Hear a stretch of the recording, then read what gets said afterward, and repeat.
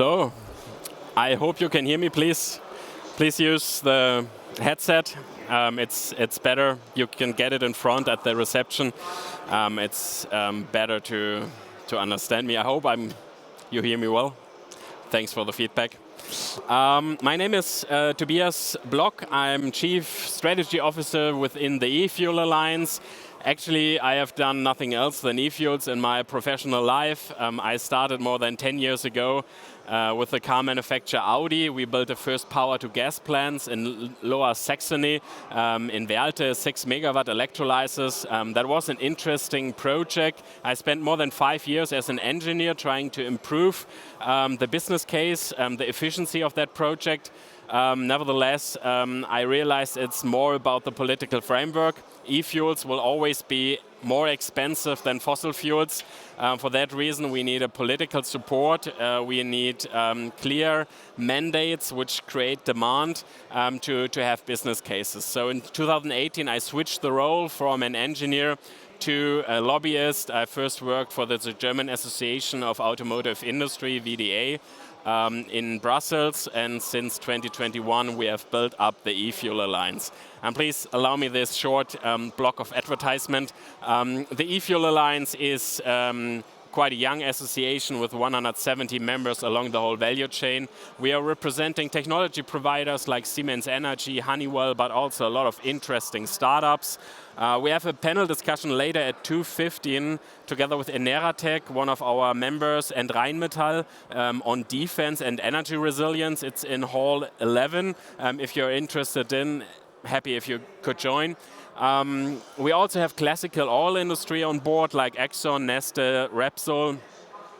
Then we have a lot of off-takers also, for example, from the aviation industry, Lufthansa, but also from the automotive industry, companies like Porsche or BMW, who have signed the first full with German eFuel 1. Christian is also here in the audience. Congratulations on that off-take agreement. Our goal, as said, is to create the framework, the political framework to have investments in e-fuels. We have been founded during the Green Deal. Meanwhile, I would say we have passed that period. During the Green Deal, all climate regulations in Brussels were open, so it was a unique opportunity to improve the framework of e-fuels, or RFMBOs, how we call it in Brussels, renewable fuels of non-biological origin. What's also important to say is we are not against electrification. You don't find any communication from us that we are saying e-fuels is better than electric vehicles or stuff like that. It's a clear mix that we need, and we believe that e-fuels also in road could play a role. We don't know how the future will develop, but we are not against electrification. That's important for me to emphasize. My short presentation is structured that I will probably talk 15 minutes about a new study we have conducted with Porsche Consulting on the current market situation of e-fuels and the future market outlook, how the technology could develop. In addition, then I would like to briefly summarize for you the political framework in Europe, which is not easy because we are talking about plenty of different regulations. And I hope that you will get some questions and that we can have a discussion later. This masterclass is scheduled, I think, for an hour. The goal of the study we have done with Porsche Consulting is, as said, that we are assessing the market potential of e-fuels in all sectors, in all transport sectors, in road, maritime and aviation. That we are checking, the study is based on the impact assessment from the European Commission on the climate targets for 2040.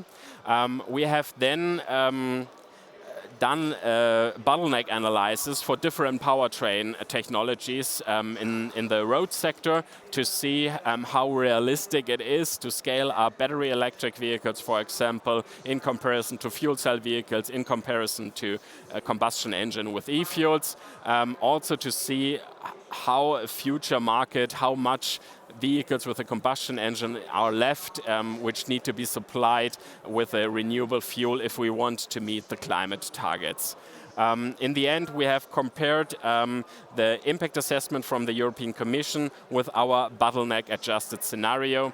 And yeah, this is how the study looks like. I will jump over that slide. These figures arrive from the Commission impact assessment.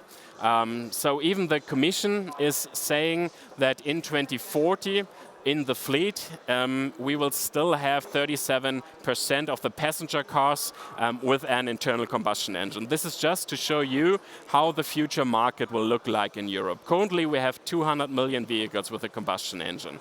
And I think we need to find a solution here. For heavy-duty vehicles, it's even more. It's forecasted to be 62%. In the shipping sector, it will be possible to electrify a bit, also to use hydrogen, but the majority of the transportation will take place with combustion engine. And for aviation, I think it's clear we won't fly over long distances with heavy batteries on board. This is also from the Commission. Here we are focusing on the existing fleet nowadays and in future. Just to mention one number, in 2040 you will identify again the 37% of vehicles with a combustion engine. This is a sum of pure ICE vehicles and plug-in hybrids. And what's also interesting to see that the Commission is expecting a strong growth for battery electric vehicles with quite a big jump already in 2030 and 2035. From our perspective, this is quite unrealistic, and we already see a delay of electrification. That's also the reason why we have a new Commission proposal on the table at the moment for revising the CO2 emission standards, because the automotive industry has put so much pressure on the politics that they need to reopen that regulation. According to the European Association for the Automotive Industry, ACER, more than 16 billion euros of penalties could have been faced. I don't know if this number is real or not, but for example, Volkswagen has missed the CO2 emission standards last year, I think by 7 grams or something like this, which would create penalties of up to 3 to 5 billion euros. What's also interesting is when we compare the impact assessment from the Commission and the targets that they want to achieve for new registrations and for the legacy fleet, we think it's quite unrealistic to achieve if we take into account the data from the German Umweltbundesamt that a vehicle has a lifetime of 16 years and that we currently have a fleet size which will not decrease until 2050. Then we are seeing that it's not possible to replace the vehicles as quick as we would need to achieve these goals of electrification. That would mean that if we want to get to the goal of the European Commission and the number of electric vehicles, we also need to talk about scrapping vehicles. That's something nobody talks about. And you won't find in any communication from the European Commission. But if we are not expecting that the fleet size will be reduced or that the vehicle's lifetime is shorter, then we need to scrap around 75 million vehicles, which would have a value of more than 200 billion euros. And please have this number in mind. Later we will see that for 20 billion liters of e-fuels, that's exactly the sum of invest which is required. This is then from the fleet mix. We have calculated what does it mean for the energy demand, so for the fuel consumption in the different sectors.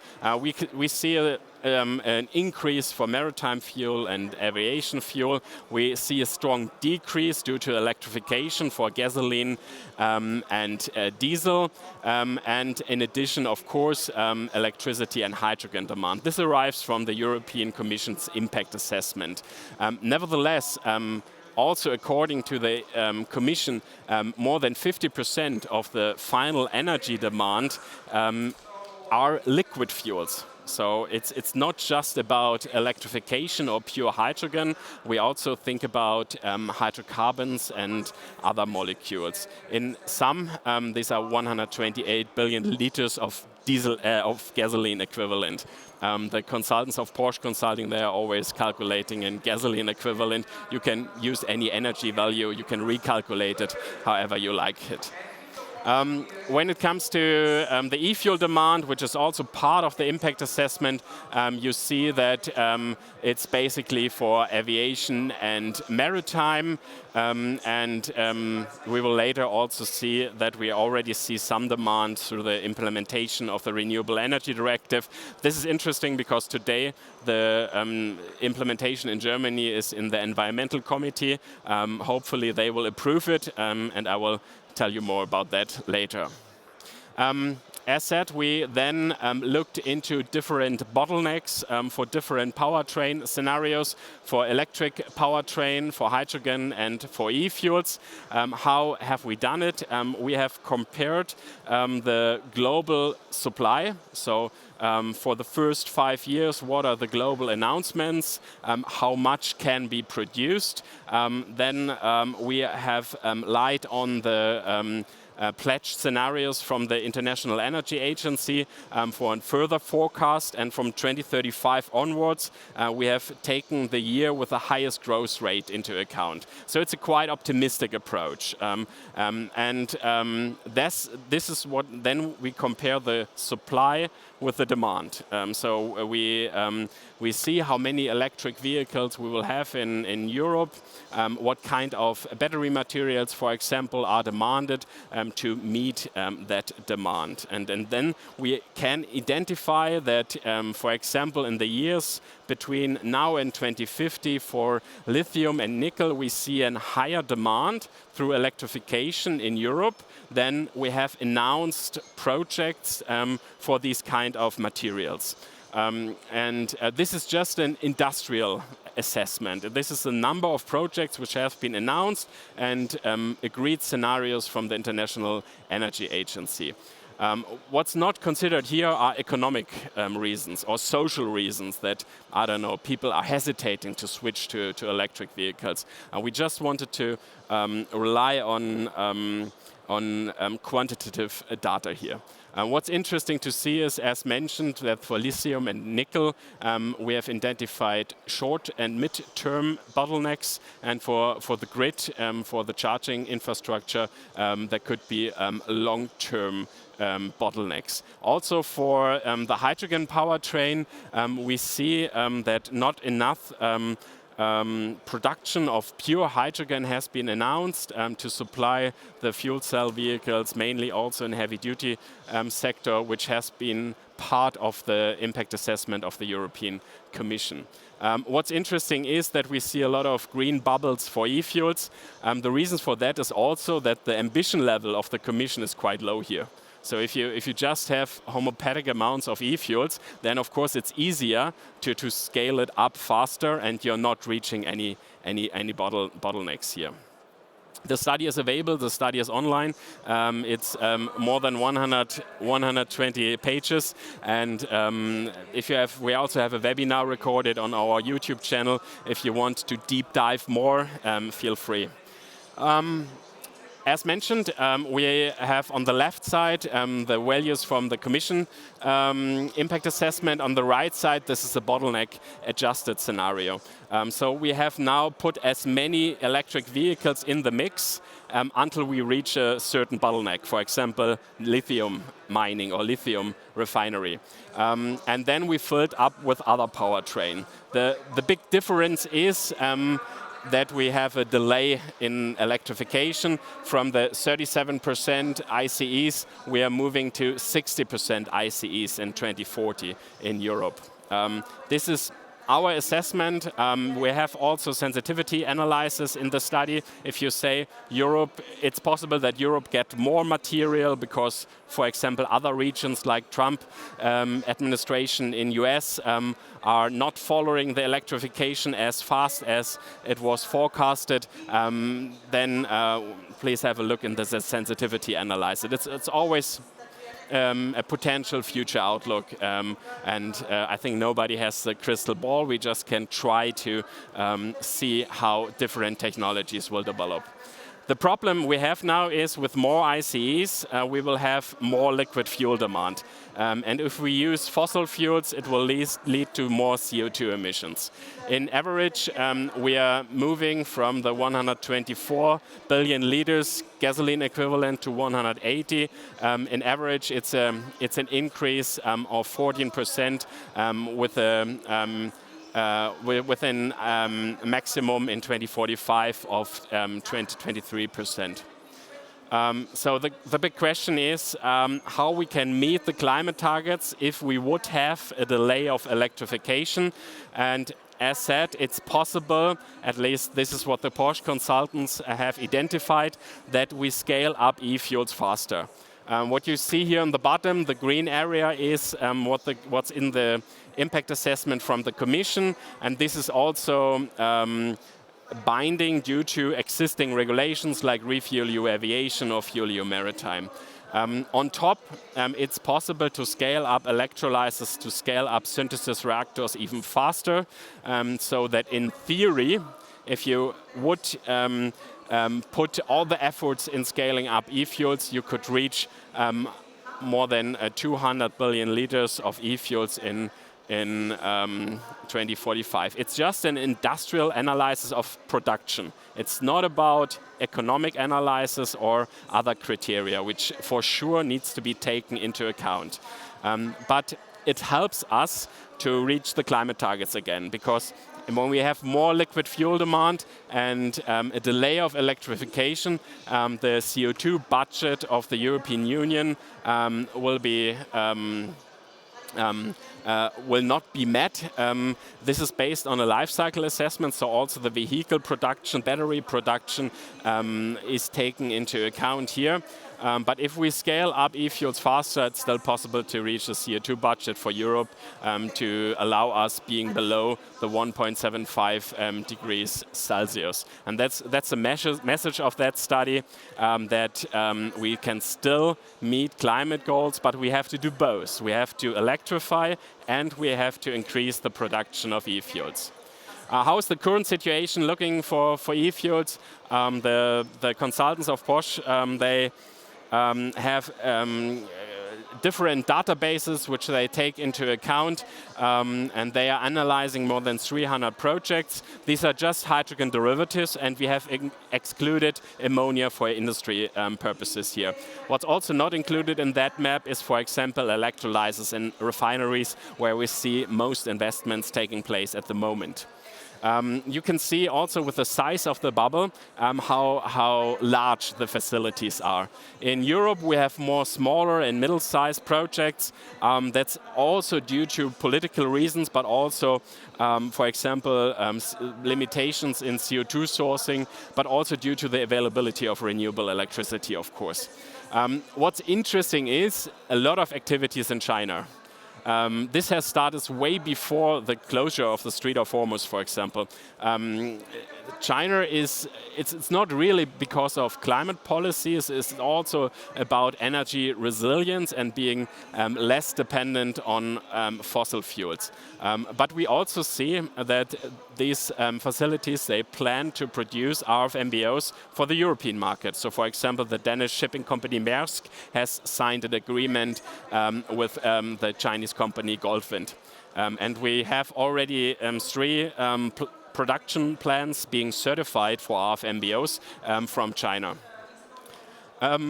In theory, these 300 projects could produce in 2030 20 billion liters of e-fuel gasoline, but this is of course a theoretical number. And we will see later how the share of final investments look like. often the questions come up, how much does eFuels cost? And yes, we are quite expensive at the moment because eFuels are not produced in industrial scale. E-fuels are currently produced in laboratories, in small-scale projects, and for that reason, if you just produce, for example, 10 kiloton of e-methanol in a bad location with high electricity prices like Germany, then you're ending up with over €6 per liter. We are not denying that. But it is possible to reduce the cost of e-fuels a lot. And what is needed is basically economy of scale. We have seen the same for wind, for batteries, for photovoltaic. If you start producing the components like electrolyzers in large scale, then you can reduce the costs. So moving from 10 to 500 kiloton of e-methanol production per year, we can already reduce €4 per liter. If we then move to regions like South America, where you have a lot of wind, in Patagonia, for example, the windmill has up to 7,000 followed hours, so the capacity factor is 3 times higher than a windmill in Germany, which is also compensating a lot of the efficiency losses we have in the production of e-fuels. It's still more expensive than fossil fuels, so climate protection costs a lot of money. But if you, for example, reduce energy taxation for renewable fuels, or with an increasing CO2 price due to ETS2, the European CO2 certification system or trading system in Europe, then we will see a time where e-fuels can be cheaper as fossil fuels, but only if we manage to keep the regulations in place. From these 300 projects, and this is a downer now, just 6% have an FID. So something is going wrong. We are not on track to meet, to have enough production capacities for the targets and quotas which are in place. So we have to ask ourselves, what are the main challenges, how we can improve it, how do we get to a higher share of FIDs. And soon we need to talk about regulations. This is an overview. I will try to deep dive in most of these regulations. These regulations have direct impact on the business case of e-fuels. So for example, the CO2 emission standards, I've already mentioned this. So far we have a ban of the internal combustion engine in 2035. So why should anyone produce e-fuels for the road sector if it is clear that this target market disappears soon? If this market stays open, then at least we have a competition to other technologies. And maybe in the meantime, we have customers like Porsche or Ferrari, which are in the e-fuel alliance as well, which can afford the high prices we have for e-fuels in the upcoming years. The most important regulation is the Renewable Energy Directive. And I will talk more about that in a minute, because this regulation is setting binding targets in 2030 for RFMBOs for all transport sectors, and most of the demand, 75% of the demand for RFMBOs in 2030 comes from the Renewable Energy Directive and its national implementation. ETS is important as well because, for example, ETS1 is generating revenues from aviation and maritime, which are used in SAF allowances to bridge the price gap between fossil and renewable fuels. They are also defining eligible CO2 sources, and ETS2 will be introduced, hopefully, in 2028. And this is the same trading system, not for the energy-intensive industry, but for heating and transportation. I forgot one thing which is important. In the Renewable Energy Directive, we also have the so-called delegated acts for RFMBOs.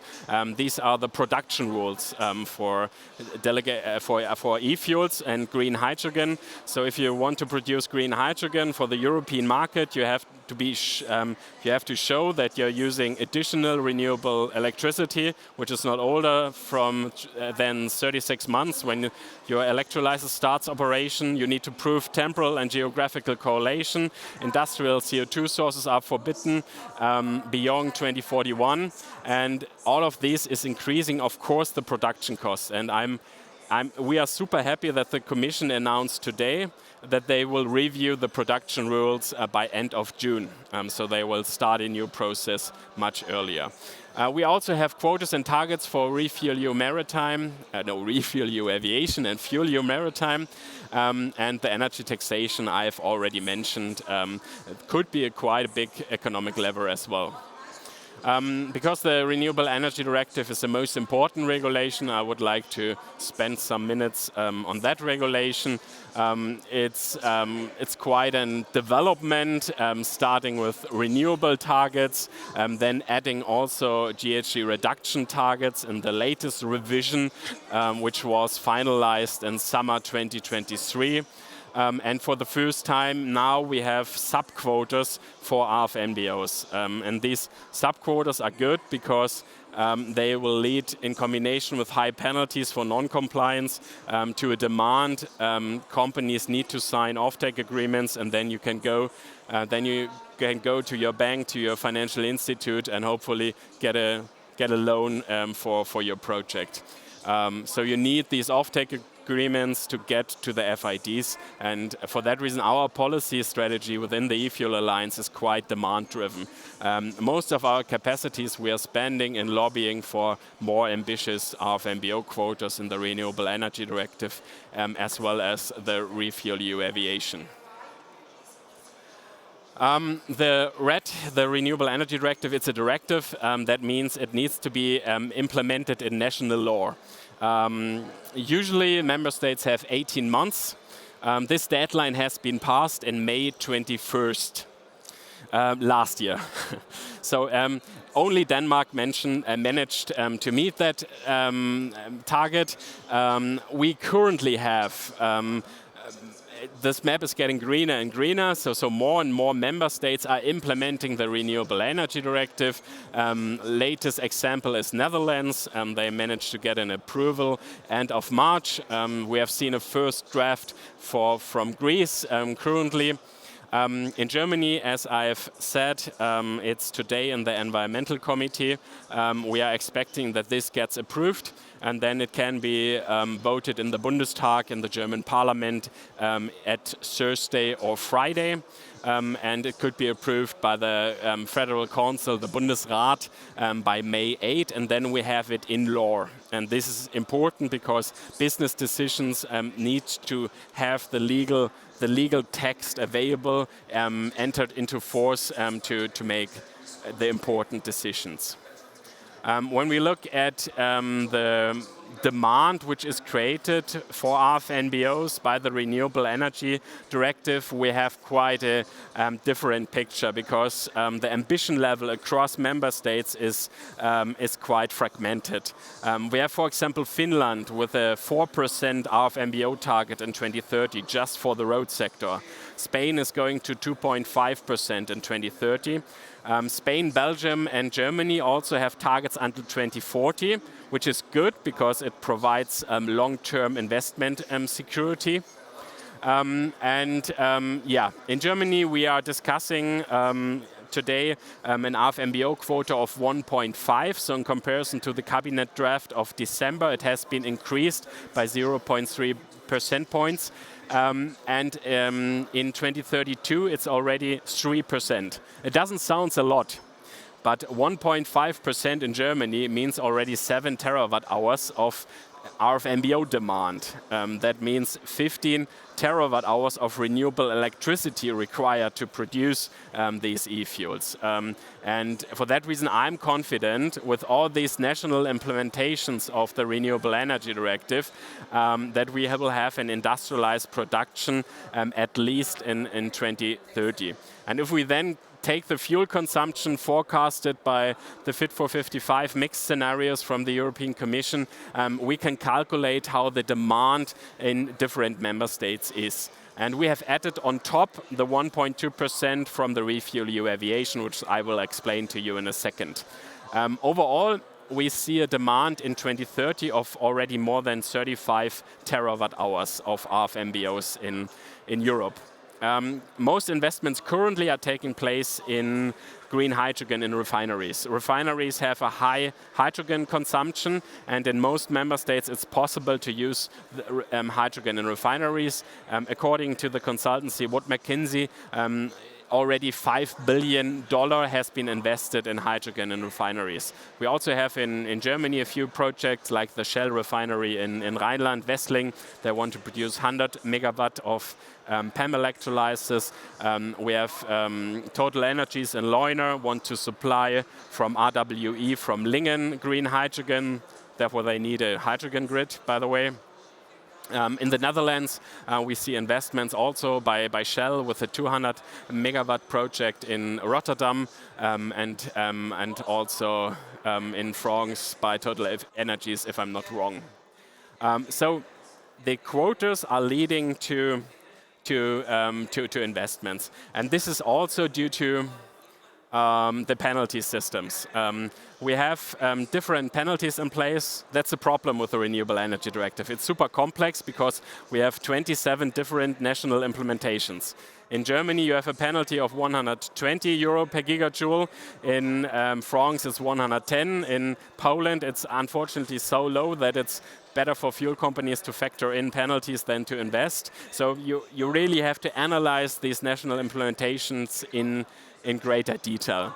But 120 euro per gigajoule in Germany is super high. It's a CO2 price of 5,000 euro per avoided ton. You don't find any other market where the willingness of pay is that high. And so fuel companies really, they really have to consider investments if they don't want to pay these penalties in the end. In addition, you have different multipliers in different countries. In Germany, we have a triple counting of the RFMBO amount on the overall GHG quota. Currently, the GHG quota price is back to 350 euro per avoided ton of CO2. So if you multiply this by 3, you already have a market price for RFMBOs right now in Germany with more than 900 euro per avoided ton. Some countries have also targets before 2030, like Netherlands, like Belgium, like Germany. So for first mover, it's also a benefit if they have started earlier. I have already talked about the delegated acts. These are the production rules for green hydrogen and eFuels in Europe. And you see already it's quite complex. In a lot of locations, it's not possible to produce eFuels because you don't have PPAs with additionality or temporal correlation, or you don't have an eligible CO2 source. Our position as eFuel Alliance is that this is too restrictive. This is not how we should start with a new market, with a new technology which has to be evolved. We are not against production criteria. We know in long term we need clear rules, but in the beginning, you still understand me, right? Because I'm just seeing that, because I have a lot of background noises here. Our position is that this needs to be revised as soon as possible to make hydrogen and e-fuels more affordable. Yes, maybe it will lead to the fact that during the revision there's some kind of insecurity for existing projects, and maybe also it leads to the fact that the carbon intensity for the electricity which is used for the production is a bit higher. But if we want to have this technology with European components, I think it's better doing it this way than being too restrictive and killing a market from the beginning.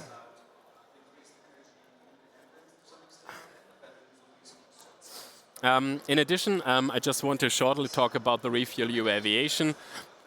This is a regulation, also part of the Green Deal, which is forcing fuel suppliers for the aviation industry to meet a certain quota for renewable fuels, bio-SAF and e-SAF.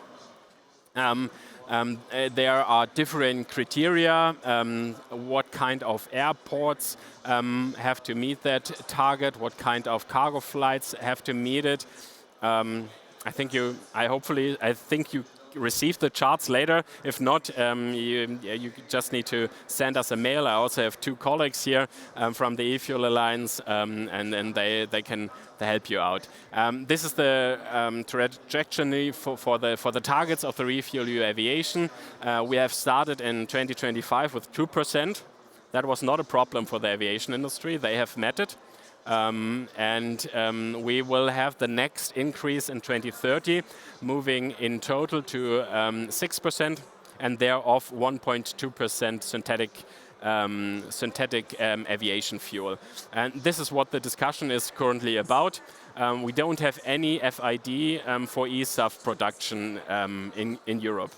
For that reason, airlines are complaining that these fuels are not available. But I mean, it's a bit of self-fulfilling prophecy. If you're not signing offtake agreements together with your fuel suppliers, then of course these projects are not bankable and won't have an FID.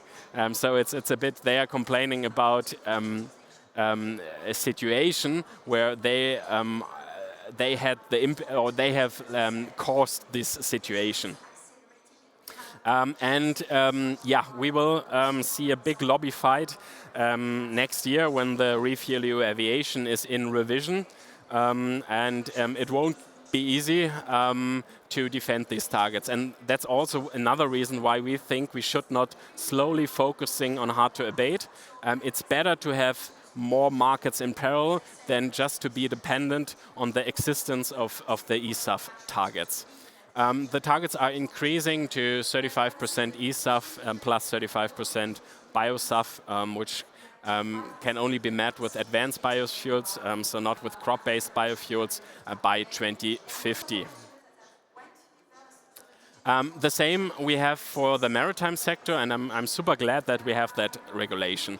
Because we have seen last year in October that on global level, on IMO level, it was not possible to align on clear climate targets. The Trump administration has lobbied hard against the IMO targets, which would have led to even more higher targets and more demand. But it was not possible. They have postponed it for yet 1 year, and I'm not expecting, to be honest, after this intense fight we have seen last year, that the situation this year gets much better. But in Europe, we have the FuelEU Maritime. It's not that clear for RFMBOs because we just have a non-binding target of 1% in 2030, and only if that is not met, we have a target of 2% in 2035. But however, it's a clear CO2 reduction in a well-to-wake approach. So the whole energy value chain is taken into account here. And we have seen, at least a few years ago, some activities from the maritime industry. They ordered methanol carriers, they ordered LNG carriers, which also could be supplied with biomethanol, with e-methanol, with biomethane and e-methane. But it's not easy to derive exact demand from these regulations. And we only see family-owned companies really investing in e-methanol, like Maersk, for example, with European Hydrogen in Denmark. And these are all dual fuel chips. So it's still possible to use the old heavy oil for this. Even if the communication looks different, most of these ships can be used with different fuels. Coming back to the road sector, the Commission proposal, which is currently in discussion, is a reduction from 100% at the tailpipe, and that's a problem for e-fuels. We are measuring CO2 just at the tailpipe. So an electric vehicle has always 0 gram per kilometer, independently how the battery is produced or where the electricity is from.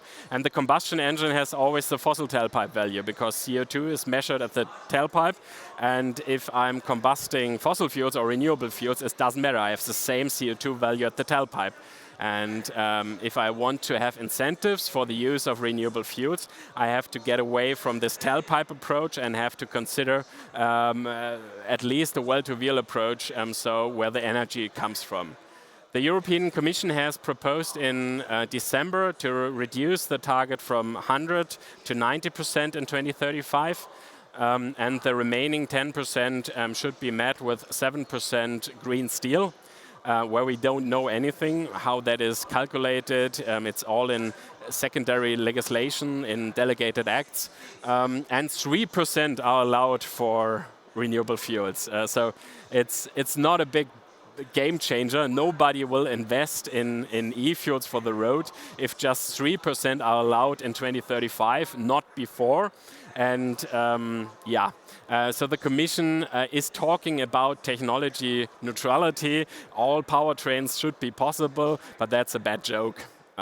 It's possible maybe in homeopathic amounts in 2035, but not before.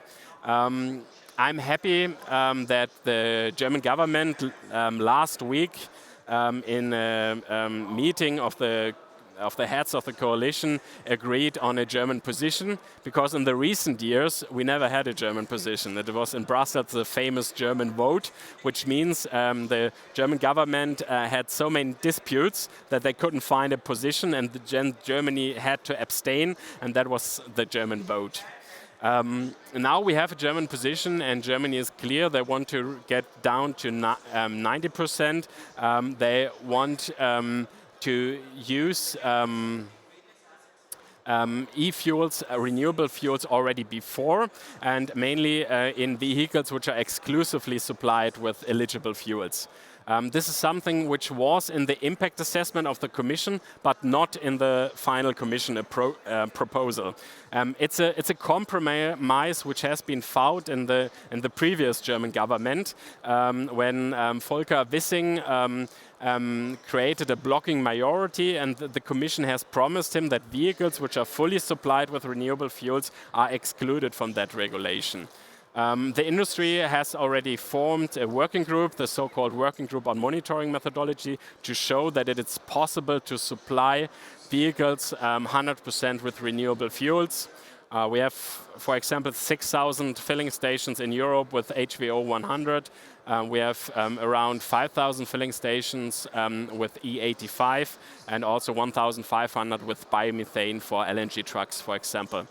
The German position is clearly in favor of using these vehicles and also using it way before 2035. And this would create a level playing field, and this would allow the automotive industry to use renewable fuels in addition to electrification. I think my last slide, so please prepare your questions, is the energy taxation, and there we also have done different studies. We have in Germany an energy tax for gasoline fuels of 65 cents per liter, and for diesel fuels of 47 cents per liter. And this has been proposed by the European Commission in the Green Deal, that RFMBOs have a lower tax rate, which is close to zero. So you would have an economic incentive of 65 cents for gasoline and 47 for diesel. That would be a great economic lever. And we currently see that the energy taxation is in discussion.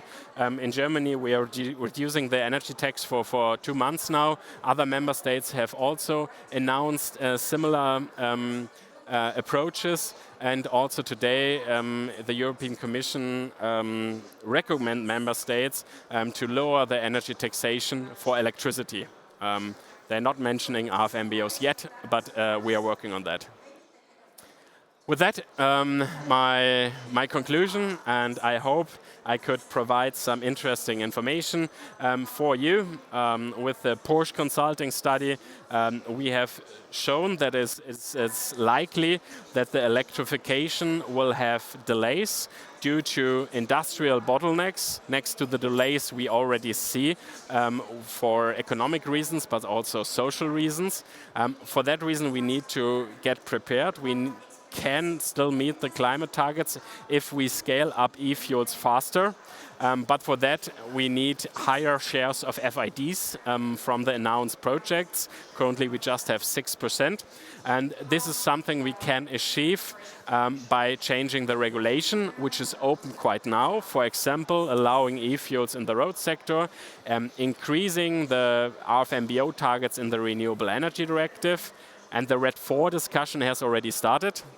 So a few weeks ago, the Commission started the consultation for RED 4. We will have here debates about RFMBO targets until 2040, if not until 2050. And this is important to have long-term investment security. In addition, we need to change the delegated acts, the production criteria, to make it more pragmatic to produce e-fuels, at least in the beginning. And yeah, we have to keep the mandates for the Refuel EU Aviation. Thanks a lot for your attention, and we have a microphone over there. I will now also wear my headset to understand your question. I hope you have some question. Thanks a lot.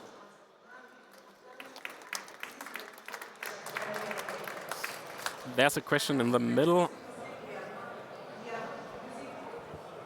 Yeah, thank you for your slides. I have a question about the eFuels only cars you mentioned like 2 slides ago, something. How will they be different to like conventional gasoline cars? So the idea here is to have a monitoring methodology which can verify and prove that only renewable fuels are used. We, in the WGMM, this is a working group, and there's also a website. We have analyzed 12 different monitoring methodologies, and you can do different stuff. You can, for example, have different fuel nozzles, or you can have chemical markers in the fuel, which can be identified by sensors in the vehicles. Or Bosch, for example, has developed a digital tracking system, the so-called digital fuel twin, to make sure that these vehicles are only using fuels at filling stations which are offering 100% renewable fuel, like HVO 100, or in future e-fuels, for example.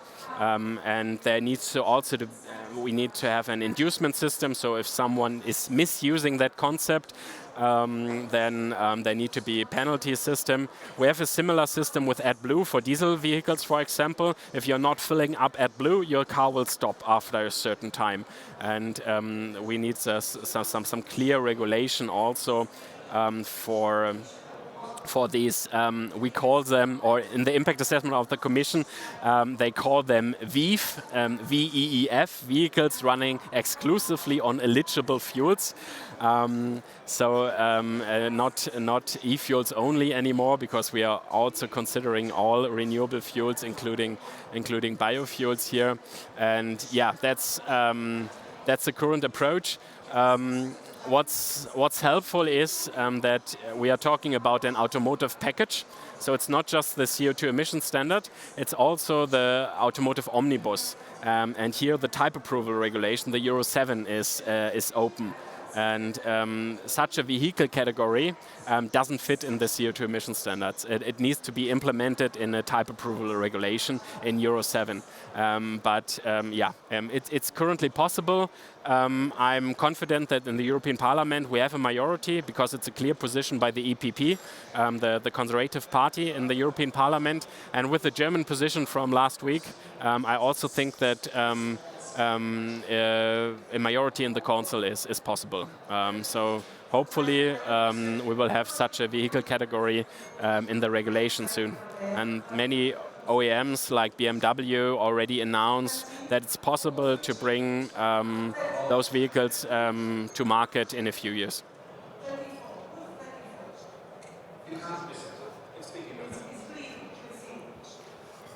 Stefan Günther, my name from PTX Lab Lausitz. So thanks a lot for the interesting talk. I'm missing one major bottleneck, which is the CO2.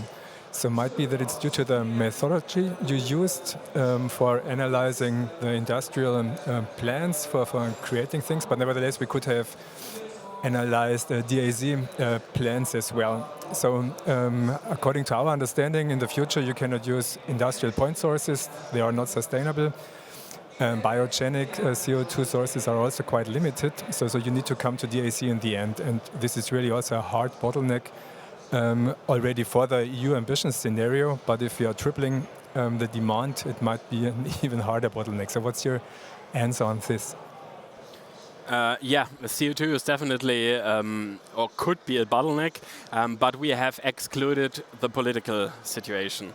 So we have not taken into account just eligible CO2 sources, which we have in the delegated acts of the Renewable Energy Directive. So we have, and if you exclude this, and if you allow, for example, industrial point sources in addition, then we are not facing that bottleneck. There are industrial point sources where you have CO2 from process emissions. So for example, in a cement plant, you will always have CO2 emissions.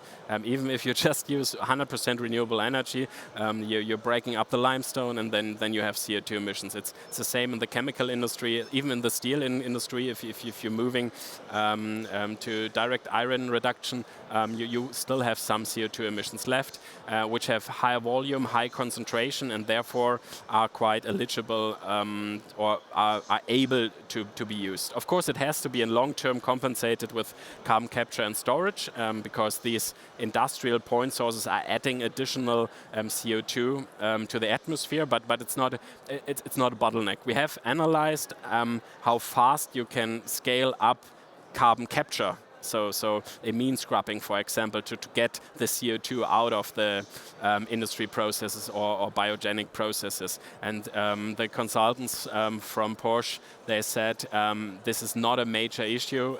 We don't have to take that into account here. Of course, you can always do more. It's also possible to do 28, 29 different bottlenecks, but these are the main things we have focused on in the study. Okay, thanks. Thank you very much for the insightful presentation. So, as I understand, one of the challenge is also as a eFuels producer, it's for the long-term agreement for producing eFuels, but on the other side, airlines want like short-term flexibility for the purchase. My question is this, what is your perception about this carbon dioxide certification of these fuels? Because that could also give a demand for the e-fuel production, right? What do you mean with carbon? Carbon dioxide certification. Yeah. It could also be certified, and the certificates can also be traded for the decarbonization goals by industry. So it could also give boost for e-fuel productions. Yeah, it is possible to. So usually these RFMBOs, and they have a certification. There are different certification schemes available. There are voluntary schemes by companies like RedCert, ISCC, and then if you fulfill all the criteria we have discussed in this slide about the delegated act, you get a stamp that you have met. Okay, I clicked too much. You have met all the different criteria on additionality, on temporal and geographical correlation, on eligible CO2 sources. And you can use that certificate, of course, also for to prove that you are meeting sustainability rules, for example, for your reporting on sustainability for some companies. Personally, I'm a bit skeptical if that will really lead to a lot of demand, because e-fuels are quite expensive, as I've shown, so it's much easier for companies to plant trees or to do other stuff in the beginning than to purchase e-fuels. And we already see that if the climate policy is not that high on the agenda anymore, companies are also losing quite fast interest in these voluntary carbon certifications and stuff like that. We see a few investments on CCS, for example, for data centers in the US, but these are lighthouse projects. It's not leading to comparable demands like we see in the Renewable Energy Directive with more than 30 terawatt hours. For that reason, I'm a bit skeptical with these voluntary carbon certifications. Yeah. I hope it answers your question. Yes, thank you. Hi, Rob Atkins from Siemens. On your portfolio bubble chart, right near the beginning, you had a lot of red around fuel cells, and I didn't really understand what exactly you had as the choke point on the fuel cell technology. Because from my knowledge of the fuel cell manufacturers that we're working with, they've got lots of capacity to ramp up their production. So I really didn't get what the point was as to why you see there's being a lot of problems with fuel cells in the future. Yeah, it's right that currently fuel cell production is green, so they have more capacities, they could produce more. But if we take into account the announcement by the European Commissions how much fuel cell vehicles they would like to have in the market and how much hydrogen would be needed for that, then we see that with the current growth rate and the announced projects for fuel cell production, we face long-term bottlenecks. At least with our assumptions on how the global production capacity will develop in future. Please have a look in the study if you see more announcements. We are close to when it comes to the production capacities, to the pledge scenarios from the international energy agencies. They have also been proven not always being right, but who is always right? It's an assessment. It's a study how it could develop in future. With the assumptions we have taken into account, we don't see that in long term with the current growth rate, or not with the current, but with the assumptions for the growth rate, it's possible to meet that. It's identifying problem zones where we have to work on. I don't want to say that's impossible. Maybe it's also possible to get to these lithium or nickel capacities which are needed. But then we need 100% political support. Like, for example, we have seen in recent years with LNG terminals and infrastructure. But with the current policies in place and the geopolitical developments which are prioritizing other technologies, other discussions. We see problems here. Let's say it that way. That's from my perspective. I mean, we're working a lot with these OEMs, and they definitely have plans for scaling, and we do have things in place to help them scale. So I'm not as negative about it, maybe, but I'd like to see the report definitely.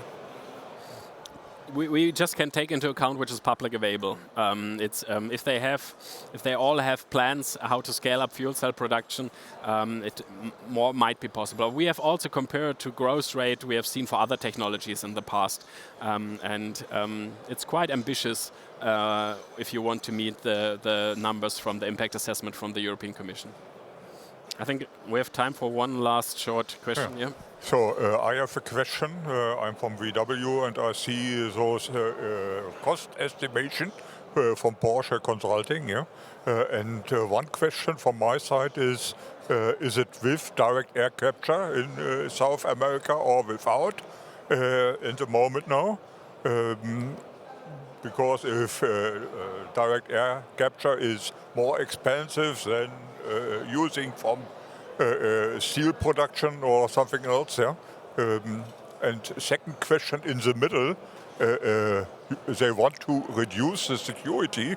For example, in South Africa, is it realistic to make it those business with gasoline in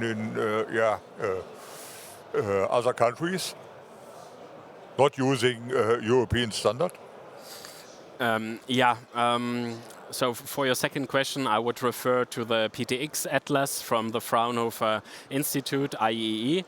They have looked at different production sites outside of Europe in locations where it makes sense to produce e-fuels, and they have identified that there is much more production capacity possible than the whole global transport sector is demanding at the moment. So that's also important in these times where we are facing import dependencies on energy. We can diversify the imports much more. We don't need to be dependent from some few fossil export countries, which often are not that democratic. Yes, potential is theoretically available and can be diversified much more. The question on direct air capturing, I have to admit that I have to ask the consultants again. I assume that it is included. The cost for CO2 in the end is not that relevant to say so. There are different studies out that with direct air capturing, so the CO2 costs are around 9% for the levelized cost of e-fuel production. When you go down to a concentrated point source, it's around 3–4%. In the end, what really matters is electricity costs. For your operation, so for the OPEX. 60% are electricity costs. You need to go where electricity is cheap. And for the CAPEX, of course, you need to get into economy of scale. Direct air capturing will be needed, especially when we go to rural places where you don't have any biogenic sources or industrial sources, because if it's windy and the sun shines a lot, there's often not a lot of biomass and also not a lot of people living there, so you don't have a lot of industry production. And also for negative CO2 emissions in future, we will need direct air capturing, that's for sure, and we should do a lot on scaling these critical components. With that, thanks a lot for your time. And if you have any questions, I'm still here. And our next panel is in an hour where we talk more about defense and energy resilience. Thanks a lot.